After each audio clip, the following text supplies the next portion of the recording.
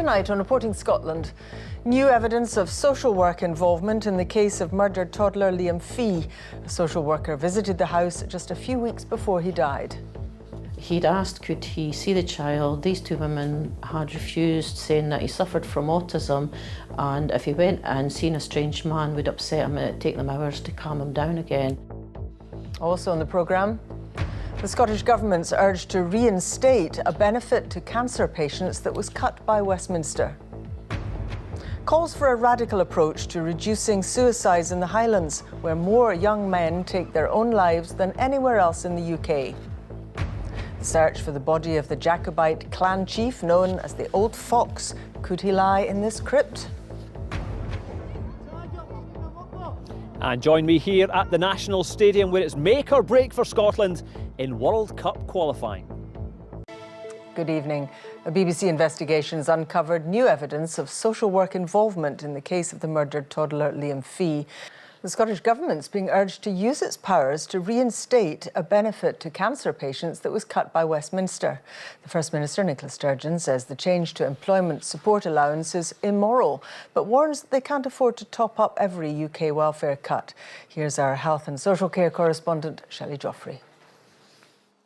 Lynn Lang enjoys her time off work now, but during cancer treatment, money was a huge worry. She relied on the extra cash she got from employment support allowance. So it's an extra £30 a week, which was obviously, you get £120 every 4 weeks. I put that like towards the bills, headscarves, because I couldn't wear a wig, so I had to buy headscarves.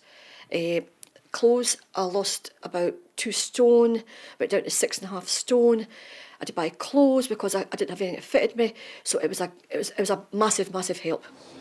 People come to this wellness centre for a bit of a break from the stress and fatigue of cancer treatment. But for those diagnosed since April, there's now the added worry of being able to claim less in benefits when they're off work. My concerns are that from my employer, my sick pay is finished after 20 weeks. And once I go on the benefit, I'm going to struggle financially. And money worries can directly impact health. I've experienced people who have told me that they don't want to engage in their chemotherapy because the treatment has lasted longer than they expected, and the difficulty for them is that financially the consequences to them could be so significant that they don't want to engage in treatment that could improve their life. We trust this committee and the Parliament to do the right thing for cancer patients. Macmillan Cancer Support was at Holyrood urging the Scottish Government to top up the benefit at an estimated cost of £400,000. If anything a benefit system is set up to do, it should be to set up to support cancer patients get back to work. This cut does not help that. Question number 2, Alec Rowley. Labour raised the issue at First Minister's questions. £400,000 from a government budget of £30 billion is not a lot to stop the Tory attack on cancer patients. Any mitigation we put in place involves us taking money from other parts of the Scottish budget. Now, we will do that where we can. Tough spending decisions ahead, which could make a big difference to the lives of cancer patients like Lynn. Shelley Joffrey, Reporting Scotland. It's make or break time once again for the Scotland football team. 2 people are in a critical condition after an explosion in Newmains near Wishaw. Aberdeen Football Club has put its application for a controversial new stadium complex on hold. A senior Highland priest has called for a radical new approach to be taken to reduce suicide rates in the region. Plans to devolve air passenger taxation to Holyrood may have to be delayed after a row over special treatment for the Highlands and Islands. Scotland's Finance Secretary Derek Mackay accused the UK government of creating a mess over the transfer of the tax. But tonight the Treasury said that was simply untrue. I'm joined now by our political editor, Brian Taylor.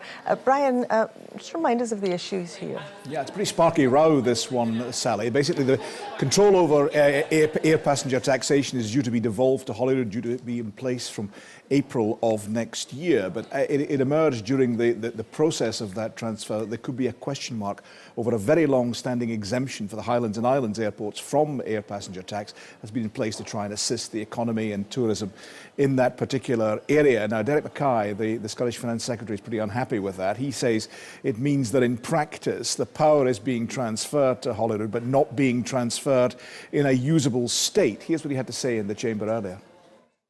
The conditions the UK Government have sought to impose are clearly not acceptable.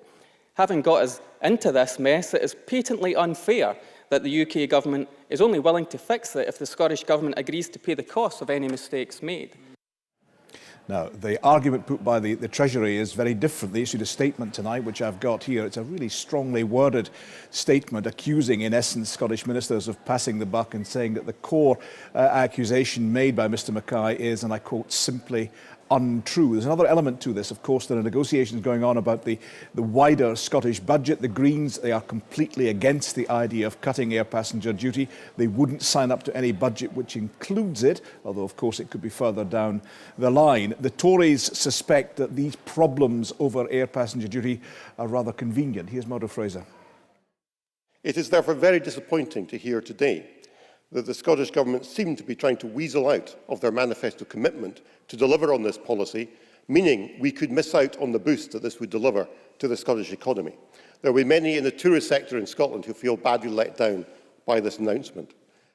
So how do you see this being resolved then? I think it's a tough one, Sally, because the Scottish Government has tonight proposed a solution whereby they would find another way of supporting the Highlands and Islands, but they want there to be a guarantee of no cuts to the block grant that comes from Westminster. Right now, the Treasury are saying no dice.